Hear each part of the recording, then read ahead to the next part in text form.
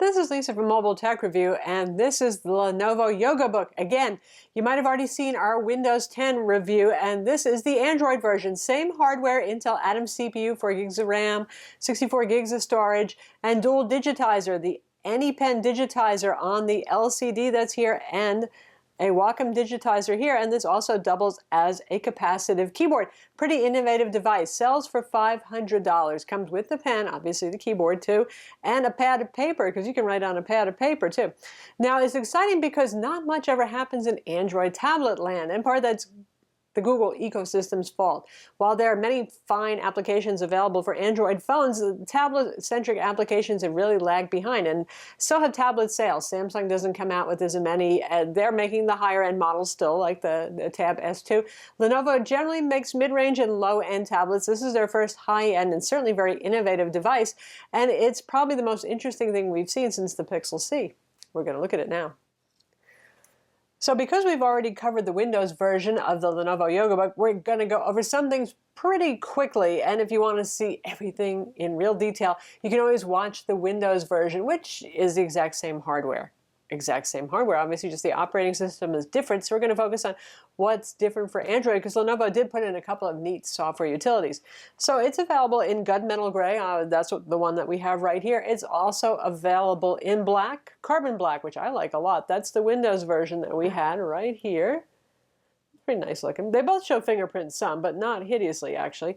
And then there's a champagne gold for those of you who like a little zing and bling. It's a matte finish still.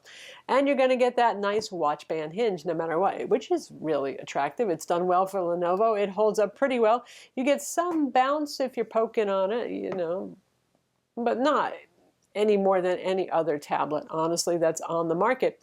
And of course, its claim to fame is the fact that it does the 360-degree thing. So you can use it in a laptop form factor. By the way, this is hard to open. It's got some pretty strong action for closure there. You can use it like a laptop. You can put it in presentation mode. Let's unlock that screen. This is Android right here. Like so. You can tablet it, obviously, very natural thing to do with Android. It has an accelerometer, so the screen will rotate. Or you can use it in tent mode. You know, you've seen that, the inverted V position like so. When you take it out of laptop position and go beyond 180 degrees flat, because you could in theory use it like this, when you go beyond that, it will automatically disable the keyboard section so you won't accidentally input anything. That works more reliably on the Android version than the Windows version. I think that the drivers are much more together on the Android version than they are on the Windows version currently, so I'm sure the Windows one will eventually catch up. It's probably a lot harder work for Lenovo to do it, and they did start with the Android model first. Same ports, same limitations in terms of connectivity, but again with Android that's not such a big deal as it is with Windows for something that you might be thinking of as a sort of laptop surrogate or replacement. You have your micro USB port, no USB-C, sorry about that. And you have a headphone jack, combo mic headphone jack. That's it. It does support USB hosts, so you can use USB peripherals with it. You're going to need a micro USB to USB adapter to do that, and you can't charge it at the same time because that one port handles both charging with the short USB cord and small 5-volt 2-amp charger that's included, and it does the USB for peripherals. And on the other side, we have our volume controls and we have our power button. Now, you might be worried if you're using it in laptop mode, if you touch it, you're going to hit that. It's a pretty stiff button, so you're not really going to hit it by accident, at least in my experience. So obviously, the Yoga Book's claim to fame is the keyboard that's not exactly a keyboard, but it is a keyboard. What is this? This here slab is both a Wacom digitizer, we'll get into that, and it is a capacitive keyboard. This is a touch capacitive keyboard just like the keyboard that's on screen, only, well, bigger. Obviously, you've got 10.1 inches to work with, and they bring it out to the very edges, so it's a little wider than you would have on your average 10-inch netbook, say. You know, it's like the Pixel C concept of something that could sort of be your laptop, but interesting, odd. And this allows it to be thinner and more rigid than if it actually had to make room for a keyboard with moving keys. So that's the reason for it, and because it looks darn cool. And I'm sure somebody at Lenovo said, darn, isn't this going to get attention? What's it like to type on? It's like typing on a well, like on a glass keyboard, kind of, you know, you get a little bit of haptic feedback, and you can turn that on and off along with the noise that it's making. So if you discover it's being too noisy and, well, driving everybody around you crazy or yourself crazy, you can disable that, but there's no real tactile feedback going on here. Nothing moves, and the haptics are kind of generalized over the keyboard. Size-wise, it's great. In terms of feedback, this is fine if you're going to type in short phrases and stuff like that, which is how a lot of people use a mobile OS tablet. I don't think this is the problem for long-form writing, really, and I've spent a lot of time, particularly with the Windows version of this, and I can tell you, yeah, mostly because, you know, if you're touch typing, you can't rest your fingers on the home keys. It will take anything as the input. And that's what I said in the Windows review.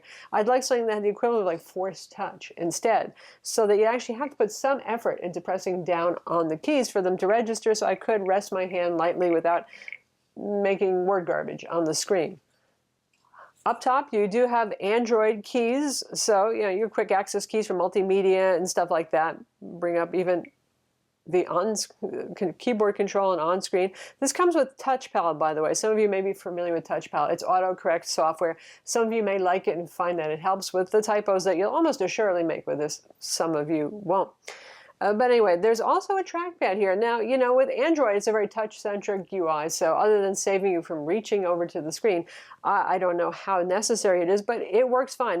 I actually felt like this worked a little bit better than the Windows version. I'm not sure why that is. The Windows version actually has an outline. In fact, I can show you that. So there you can see the difference. Instead of just some dots giving you an idea of where that trackpad would be, you've got an actual drawing of a trackpad here with your right and left click buttons and Windows-centric keys along the top and the Windows button over here.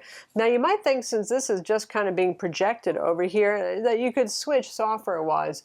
But you know what? This is actually etched on here permanently. So let's do this, and this should disable the keyboard.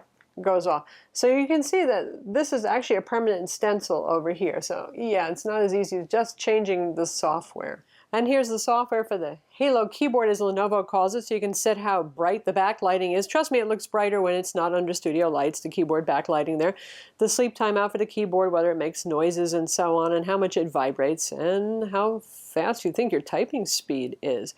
And keyboard sensitivity, which doesn't really make a whole huge difference, honestly, in practice. But that's still nice that that option is even there. The Windows version doesn't have that. And the other claim to fame is that this is also a digitizer tablet. See the little corner marks here? This indicates where you can write with the included pen. And if you want to write with the pen, there's a little button here. You press and hold that. Turns off the keyboard. And it enables the Wacom digitizer with 2048 levels of pressure sensitivity and palm rejection, which means you can rest your hand on this surface and it's not going to register as input, which is really nice if you're writing or drawing, because you do want to rest your hand on the screen, right? It also brings up Lenovo's little mini notes application. That's available even if the screen is off, as long as you leave it. So you got to remember to do this. So you got to remember to leave it with the pen as active there and the mini note application running. And then if the screen is off, you can write stuff on here, like remember to buy milk. Yeah, and it actually does work. It's a little bit weird when you're writing on a blank area though here, isn't it? So, here's the pen. Typical Wacom kind of tip here. It's just EMR pen, so it moves around. Look, see, I'm writing on this over here. It's a little odd because it's a teeny little window and you got this big space you're writing on, right? But other than that, you don't have to use that. You can use any program you want, OneNote, ArtRage, Sketchbook, you name it, all those sort of things. But to make it a little bit easier and also a little bit more of a pain in the neck, we'll talk about that, it comes with these 3 ballpoint ink refills. So what you do is you use the cap on the pen to, see the hole here? To angle it and to pull out the nib. So we've switched out the nib and we have the ink tip here instead. This display up here is what they call their AnyPen digitizer. They've used this on previous Lenovo Android tablets, and that means that you can actually use the ballpoint on the screen, anything that has some metal in it. The tricky part here is that sometimes it works, sometimes it doesn't, just like the Windows version. Sometimes it doesn't react as well to the pen tip. And yes, it'll leave a little bit of ink on the screen, but you can wipe it off. But anyway, the real idea here is the included magnetic pad of paper. There's a magnet there. You can put it facing in either direction that you want. 75 sheets of paper here, and it works through all of them, which is pretty darn cool. See, it's writing over here right now while I'm doing that. Poor tree, sorry about that.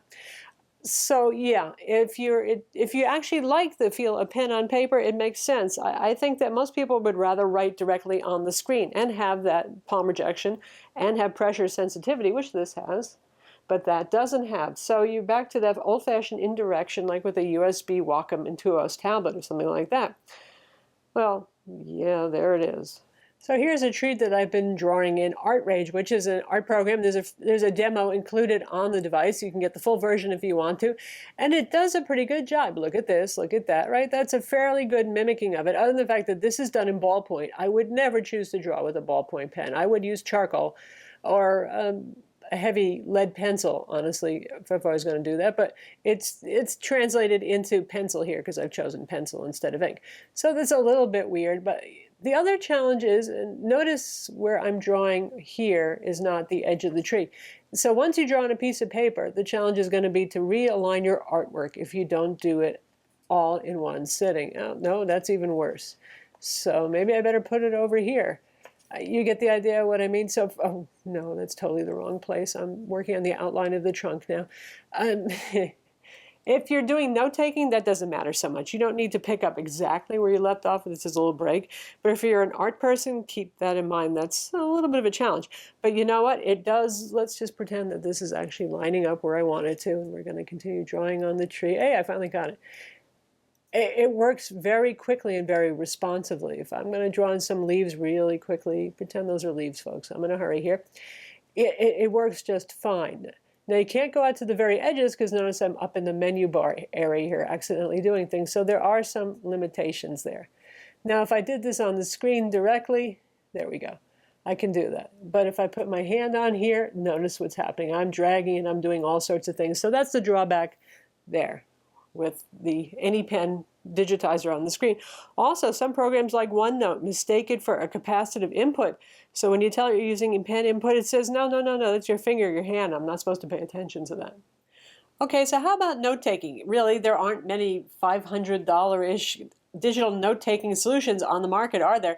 There's the Surface 3, not the Pro model. There's the Acer Switch Alpha 12. That's also worth looking at. But anyway, those are Windows products, of course, too. So let's see. If you just want to use this for notes, of course, you're going to have to be flipping the page because the digital page has no sense of page-ending piece of paper here.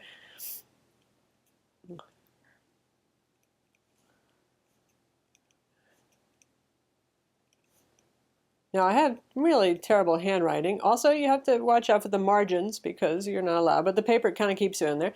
It works just fine. It keeps up with the handwriting, so it does work as a note-taking solution as long as you're cool with writing on the piece of paper. If you want to do this on the screen, it's going to be like using a capacitive stylus, only with the finer tip. You're going to, see what my hand is doing? Ooh, that's not desirable, is it? Because there's no palm rejection there, and you won't get pressure sensitivity. Less important for note writing, variable line strokes and all that sort of thing. But as a straight note-taking device, if you're okay with writing over here, now you could just write on this part right here, too. You don't actually have to use the pad of paper, but it's really weird, let me tell you, when you're writing on absolutely nothing because you have no sense of what you're inputting. It's pretty hard. So I think you're going to want to go with the paper and the killing of the tree metaphor. Now this is running Android 6.01 Marshmallow, not Nougat. Nougat came out probably well after they were working on developing this, and I do hope it gets Nougat someday, but Lenovo did some customizations. Now Nougat does have a split-screen multitasking that's system-wide, and for Marshmallow they had to roll their own, but they did some neat things. Like I really like this taskbar down here for multitasking. If you want to switch between your different programs, just tap on that and you can do that. And as you can see, it opens up in smartphone size windows. That's its multitasking. Now, not all applications will work with this. And one thing is I had Chrome up and it came up in one of those little windows too. And I don't see an obvious way for making it go back to being a small window. They're saying if you long press on something, yeah, it's not really doing that for me right now. Now, some programs will open up in that little window mode and they will eventually crash out like Netflix. So you want to maximize them, which you can do by just tapping there, supposedly, or if not, just drag it up to the taskbar and see that symbol just like the way Windows does right there. So that was a little interesting there, wasn't it? Anyway, there you got your full screen experience going on. Some split screening, the floating picture kind of thing, and you can move those windows around. So that's a nice attempt at offering some modicum of multitasking and make this feel more like a productivity thing. Of course, you've also got the note available at any time. So no matter what you're doing, if you want to take a little note, you can write down below here on the little Lenovo Notes application and take a note when you're watching a video, looking at a web page, all that sort of thing. Now, the drawback is, of course, this is kind of a tiny little window to try to write meaningful stuff, but yeah. Now, in terms of performance, it's pretty good by Android standards. Obviously, this runs on Intel, so they can make both a Windows and an Android version. And because Lenovo tends to use Intel processors, probably because they have a wonderful relationship with Intel since they make a heck of a lot of laptops, runs on the 1.44 gigahertz Intel Atom X5-Z 8550. And that has boost, which is sort of like turbo boost, to 2.4 gigahertz. It has 4 gigs of DDR3 low-power RAM and 64 gigs of internal storage, plus a micro SD card slot. So how about the competition? Well, let's face it, there is not a lot of direct competition in Android land anymore because Samsung has not made a Galaxy Note tablet in a long time. Those were great Wacom-enabled tablets with digitizers and all that sort of thing, but well, I guess they didn't sell well enough. I don't know. Anyway, there's that. So the most direct competitor really is the iPad Pro 9.7 inch. Also available is a 12.9 inch if you want an even bigger one. So the iPad Pro starts at $599, so it's $100 more, and the keyboard and the pen cost extra, whereas with obviously the Yoga Book, you can't separate the keyboard. It comes with the keyboard and it comes with the pen. So the iPad is the more expensive option, and that's Apple's own smart cover keyboard there. That's $149, doubles as a screen cover. And I used to think that was kind of weird to type on. It has fabric keys. They do move, though, and they do click. And you know what? It seems a lot less weird after using the capacitive-only keyboard on the Yoga Book. So in terms of usability, I know you're going to hate me if you're an Android person, and I'm sorry, but I find that the iPad actually, because you can write on screen with pressure sensitivity and palm rejection, lovely pencil there, it's a lot more natural for note-taking and artwork, and the keyboard is more normal. Plus, there are so many different keyboards available for iPads that you have your selection. If you want normal clicky ones, if you want separate ones that you put in your lap, there's a lot of variety. There's clamshell cases that turn it into a laptop form factor. So there you have that. Battery life, well, Android tablets generally have pretty good battery life, at least compared to their Windows counterparts, and not always as good as iPads, but Lenovo claims 12 to 15 hours, and with the Windows model, we're getting 10 to 12 hours, and I'm seeing about the same with this Android version as well. So battery life has been, well, fine for a mobile OS tablet.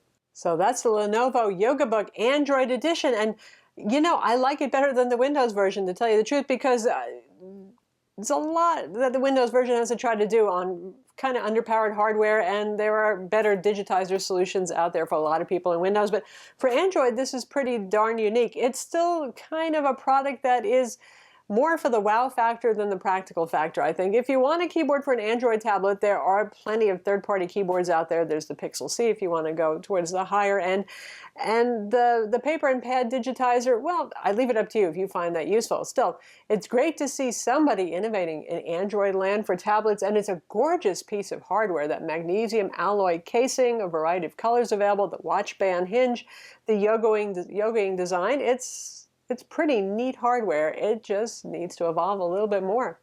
I'm Lisa from Mobile Tech Review. Be sure to subscribe to our YouTube channel for more cool tech videos. And if you like this video, give it a thumbs up.